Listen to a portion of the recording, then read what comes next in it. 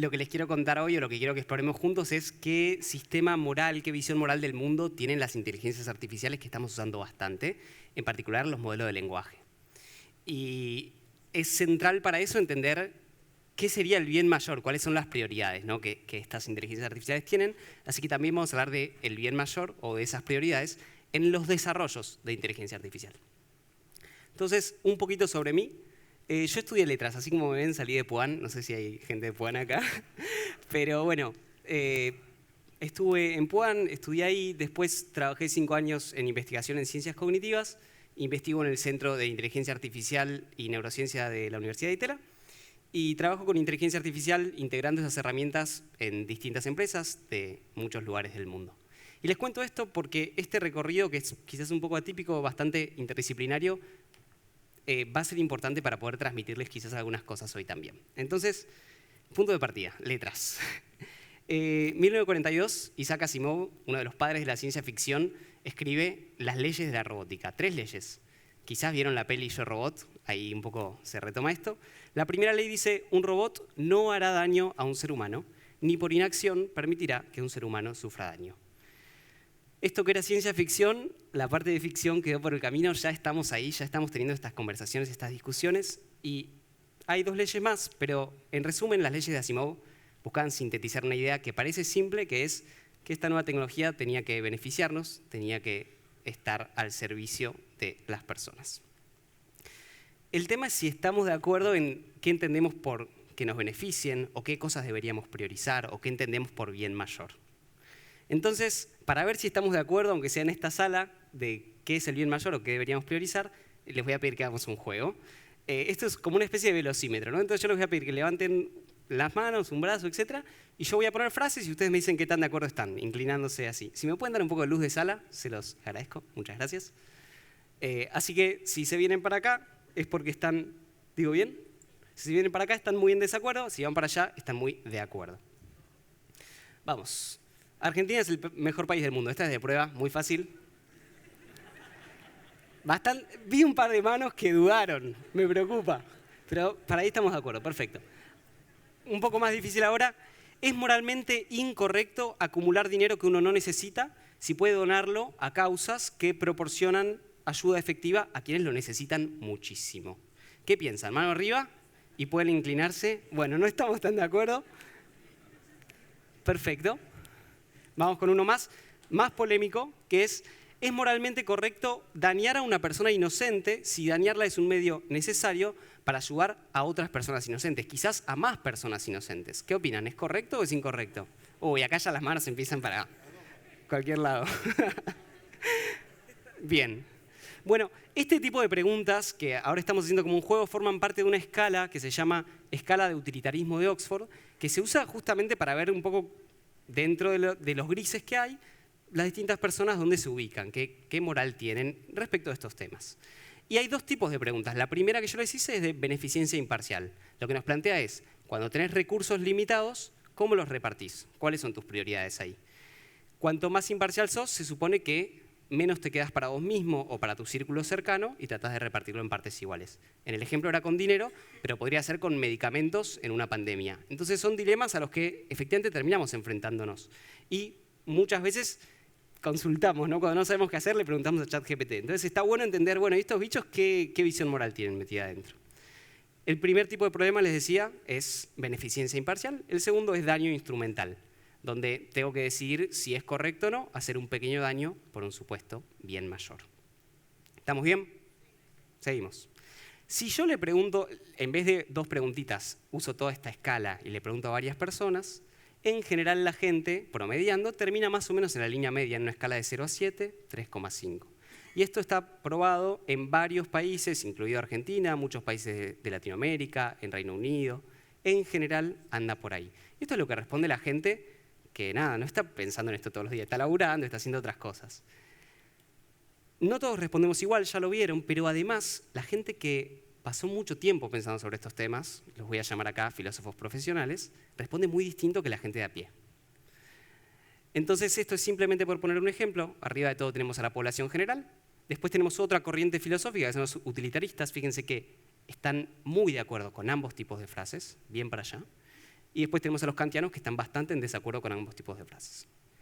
¿Por qué esto es interesante? Porque cuando va a haber herramientas, me adelanté un segundo, pero cuando va a haber herramientas que vamos a usar todos, bueno, no son tan neutrales, ¿no? O sea, van a estar paradas más de un lado o más del otro. Y los modelos que usamos hoy en día, a diferencia de lo que imaginó Asimov, no siguen leyes, no siguen reglas, siguen probabilidades. Lo que hacen o dejan de hacer tiene que ver con los datos con los que fueron entrenados, reflejan esos datos. Y muchas veces, y esto para mí es fascinante, los desarrolladores ni siquiera deciden, ni siquiera saben exactamente qué metieron ahí adentro. Entonces, estos modelos repiten los patrones que estaban presentes en los datos. Lo que nosotros queríamos saber era, entonces, ¿qué tendencias tienen estos modelos? Y agarramos estas escalas que generalmente se usan en humanos, las adaptamos, hicimos como 20.000 pruebas y llegamos a una respuesta bastante interesante. Antes de llegar a la respuesta teníamos dos hipótesis. O están alineados con la población en general, como les mostré antes, o quizás con alguna escuela filosófica particular que está sobre representada. Quizás porque esos filósofos escribieron más libros, circularon más por internet, entonces está alineado con eso. Entonces voy a hacer un sondeo más. ¿Quién piensa que están más alineados con la población en general? Levante la mano, por favor. Hipótesis 1.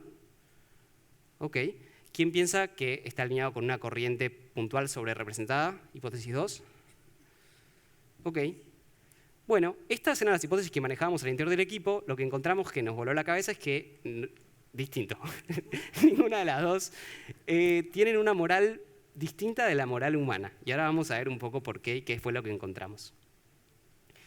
Arriba de todo seguimos teniendo la población general. Abajo tenemos varios modelos de inteligencia artificial. Nosotros testeamos estos y muchos más, de distintos países, de distintas empresas, de distinto tamaño. Y creo que se ve, hay una tendencia bastante clara, que es que rechazan mucho el daño instrumental, ven que esas barritas están más cortas, y están muy a favor de la beneficencia imparcial. O sea, la pregunta de si matarían a uno para salvar a 5, en general te dice no, jamás, no toques a los humanos. Así que por ahora estamos bien. Pero vimos también una tendencia que se nota en el último caso, es un poco más parecido a la moral de la población general, de abajo de todo, que es ChatGPT 3.5. ¿Por qué? Bueno, una hipótesis que surgió es que es un modelo más grande, entonces también puede codificar más información y más compleja.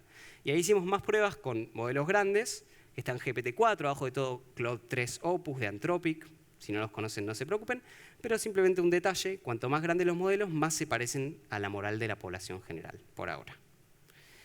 Ahora, ¿cómo puede ser que la mayoría de los modelos muestre sistemáticamente un comportamiento que dijimos no está en los datos? Porque ningún humano que escribe en Internet escribe de esa manera.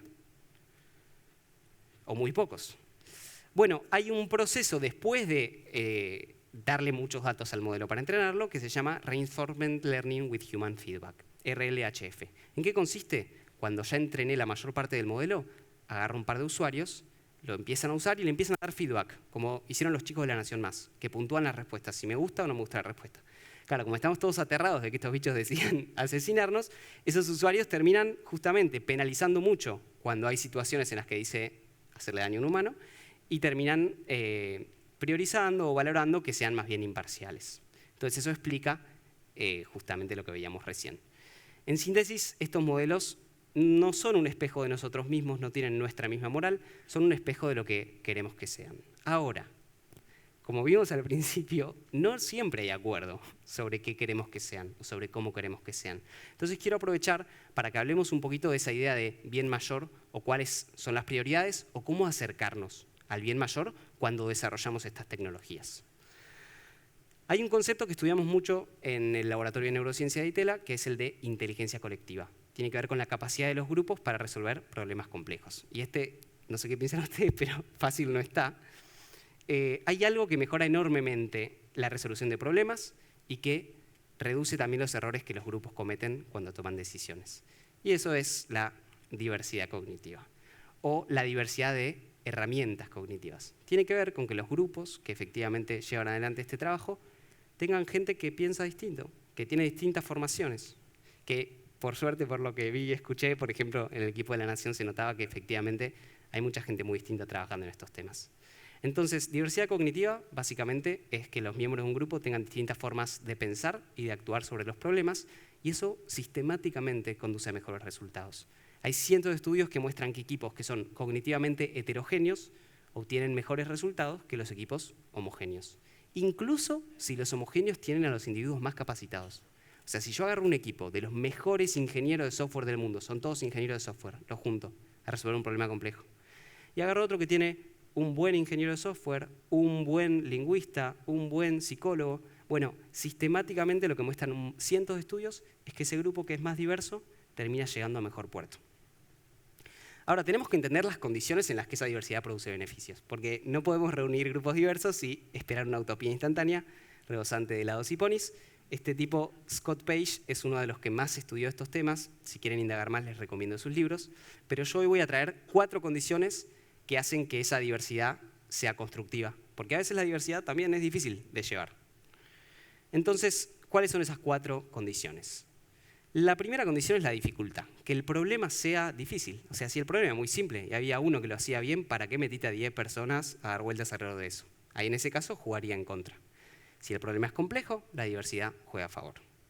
Segunda cuestión, inteligencia y lenguaje. Se espera que los miembros de ese equipo diverso sean buenos en lo que hacen, ¿no? O sea, es como un requisito importante, y más importante aún que puedan construir un lenguaje común.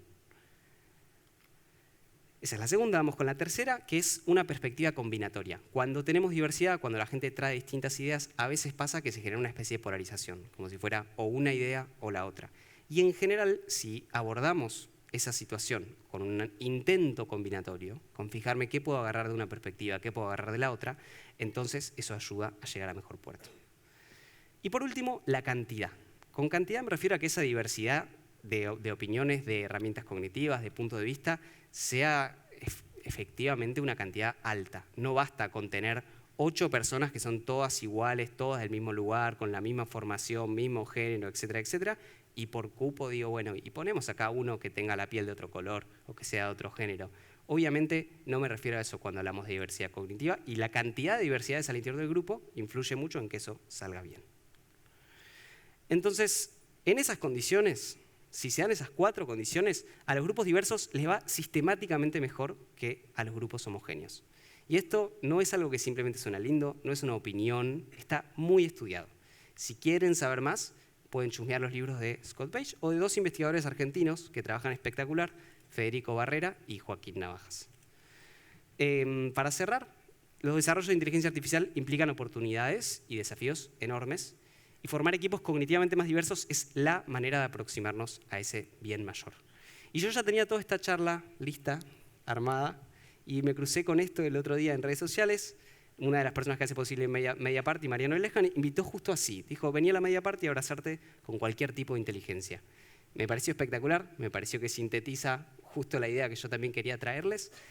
Así que espero que puedan disfrutar del evento, que puedan aprender mucho de gente que viene de otros lados y que puedan también compartir lo que ya saben con orgullo y con generosidad. Muchas gracias.